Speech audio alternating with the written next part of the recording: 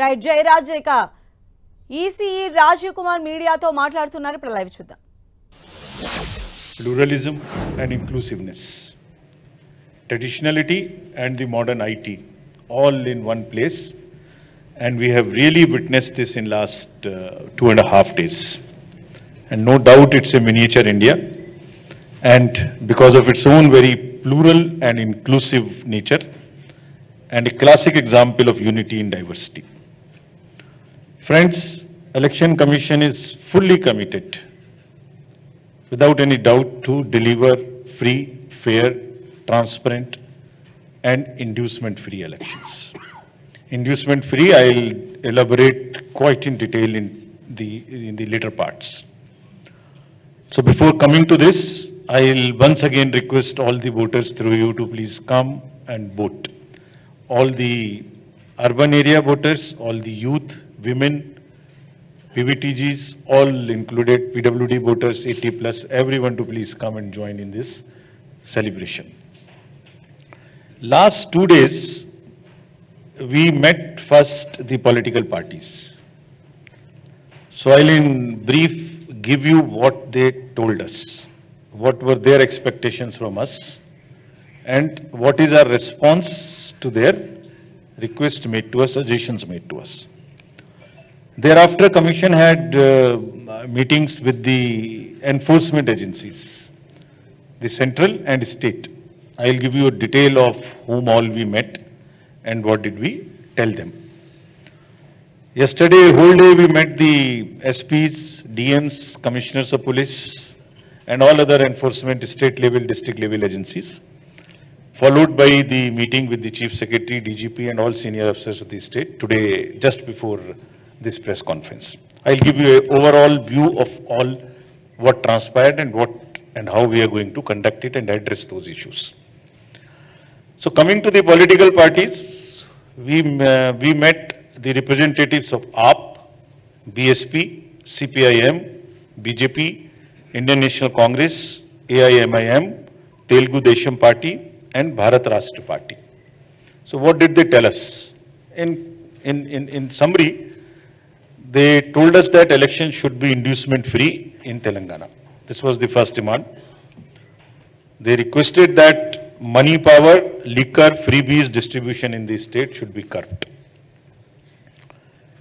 Some said that voter ID card should be linked with Aadhaar, timely distribution of voter information slips, family members should be allotted to the extent possible the same polling station, ASD list and voter list should be provided to the parties. The expenditure limit of the candidate should be enhanced. One party mentioned that. Non-partisan action against any complaint irrespective of political party. Basically level playing field.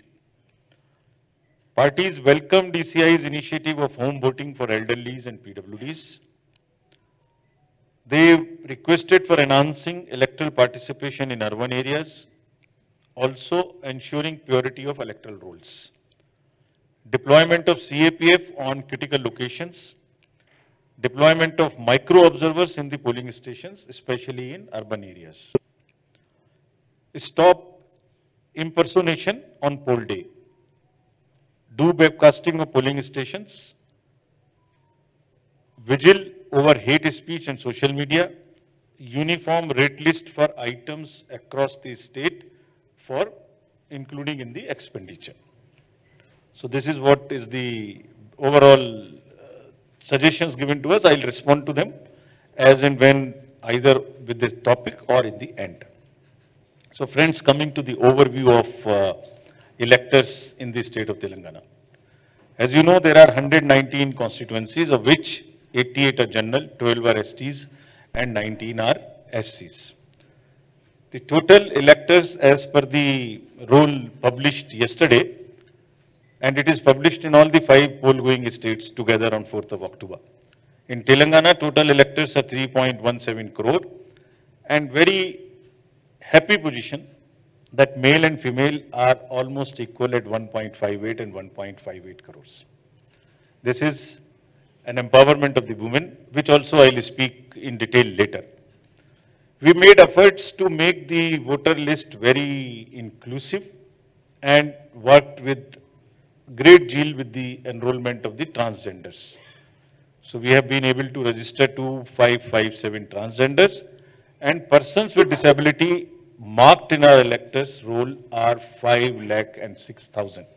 This is again our efforts to make our electoral rolls inclusive and include every section of the society. 80 plus voters are 4.43, of which 7,689 are 100 plus. This is again a very happy situation that we have the blessings of our seniors, 80 plus and 100 plus in these states, and they are all part of our voter list. Friends, another effort was made to include the young voters. So between 18 and 19, the young voters number is 8.11 lakhs, which is also a very encouraging trend. Now, coming to the transparency and equal opportunity measures which we were taking while preparing the electoral rolls. Deletions are done only when Form 7 is received. No suo motu deletion. It is only and only after receiving a form and doing a ground verification. Even in the case of registered deaths, the certificates verification was mandatory. All deletions have been verified at the level of officers. And wherever deletions took place, this is just to give you an assurance that this is correct. 10% of the total deletions randomly selected and again checked. Further, wherever the total number of deletions in any constituency is more than 2%, this has to be mandatorily cross-checked and verified by the ERO. So, this is about the deletion part. Now, about the purity of the electoral rolls.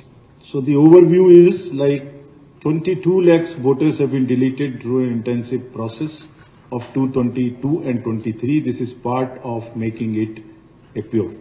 Initially, I talked about inclusiveness. Now I'm talking about the purity. I'll also talk about the accuracy part of it. 14 lakh DAT duplicate voters deleted during 22 and 7.9 lakhs during 23. How do we then next? Now, there was a legacy issue in the state that many high-rise buildings, there were issues. So 757 teams were made for covering 4,605 RWAs, covering 14.57 lakh households. And 50,000 forms 6 and 8 were received, either to add the new voters or to make the corrections. Door numbers, address verifications having more than 6 voters across the state. This was another exercise which was taken. There were complaints here that one house number has many more voters. So you must have also been reading and reporting about this. So what was done? All households across the state which has more than 6 voters, that list was fetched from the system.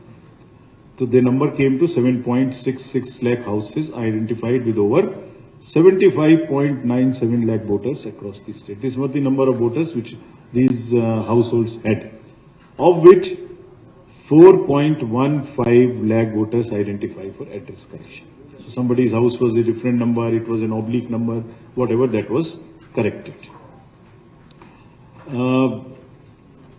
Transparency in this. So both, we have just said, vision of transparency in entire electoral process.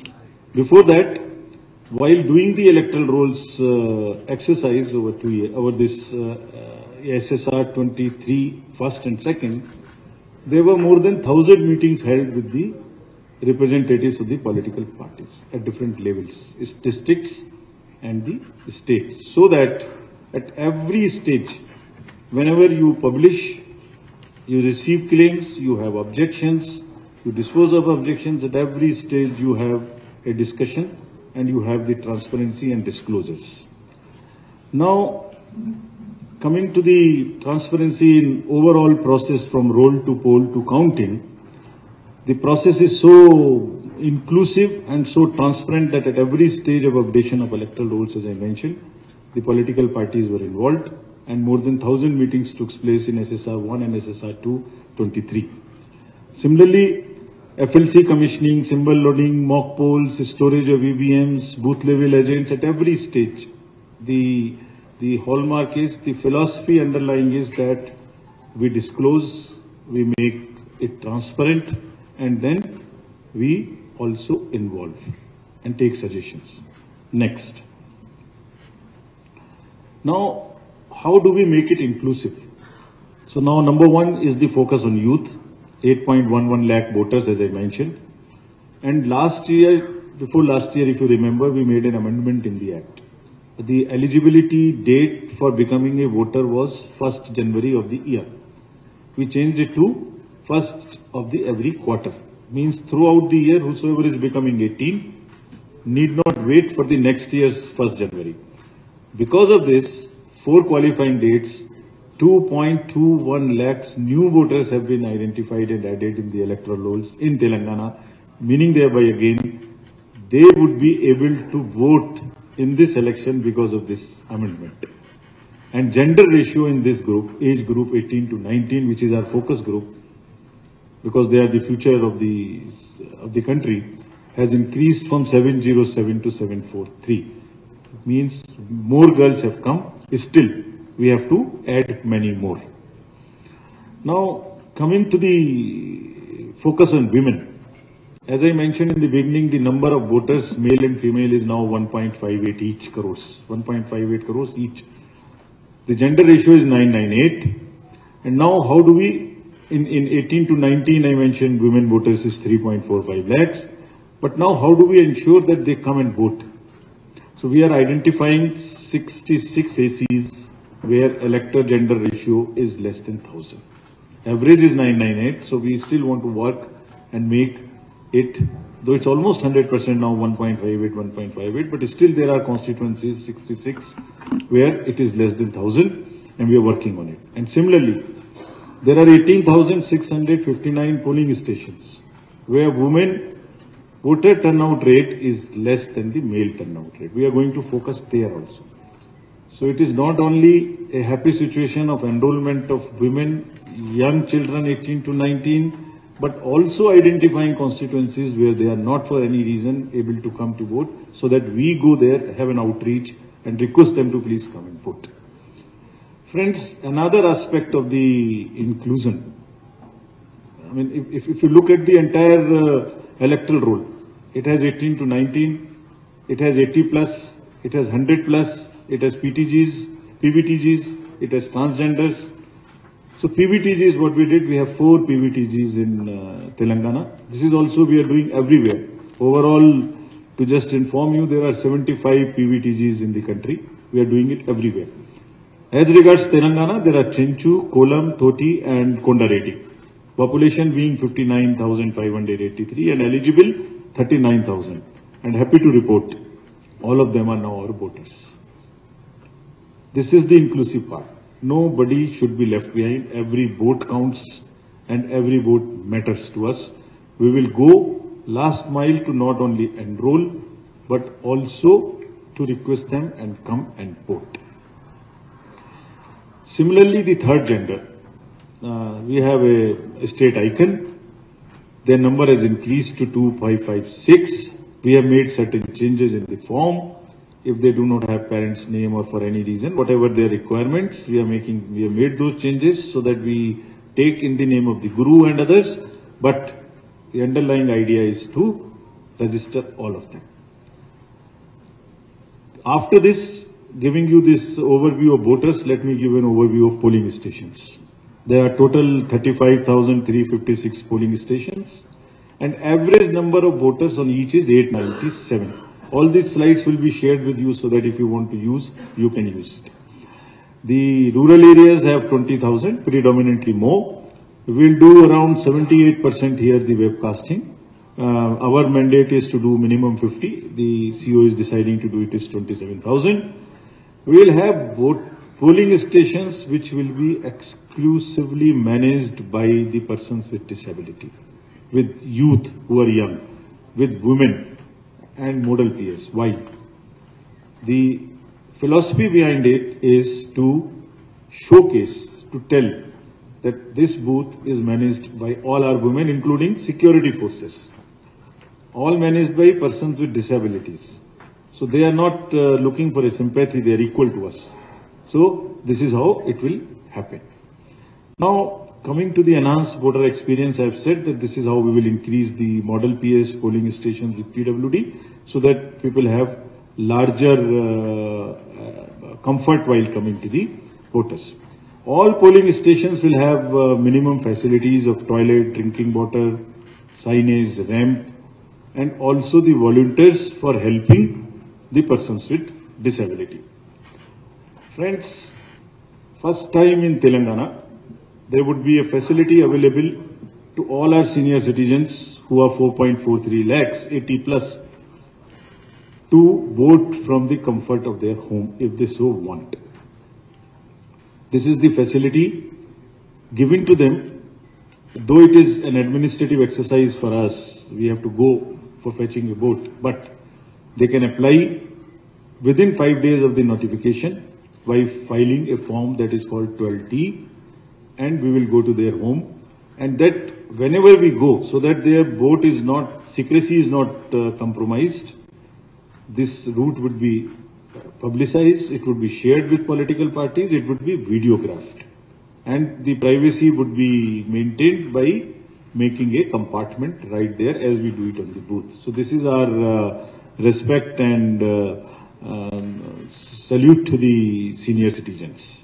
Similarly, the persons with disabilities can also vote from home, those who have 40% and plus disability. Here, if they want to come to the polling station, which they are, many of them are willing to come to the polling station, they are happy coming to the polling station. This is our experience. There would be volunteers, there would be wheelchairs, and there is an IT-based application called Saksham. All the persons with disabilities can book in advance whatever facilitation they want. So now, through you, I want to convey that the polling station is an entity now where we want to express the inclusivity of the society, male, female, 80 plus, transgender, PVTGs, all alike. Therefore, again request to everybody to please come and vote. Now, having told you about the ER and the polling stations, let me come to the technology part, which is this particular part is called the C-Vigil mobile application.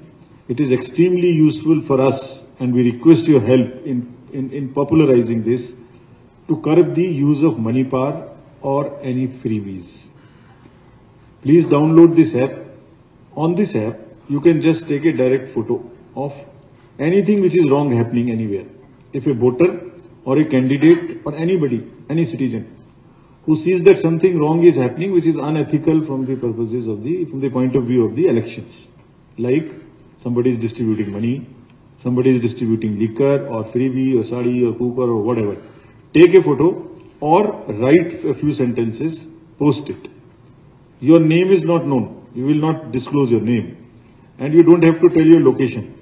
The location will automatically be taken through the longitude and latitude of your location. Your location will be taken. So what does it do? In 100 minutes, we will verify your complaint and convey to you what had happened.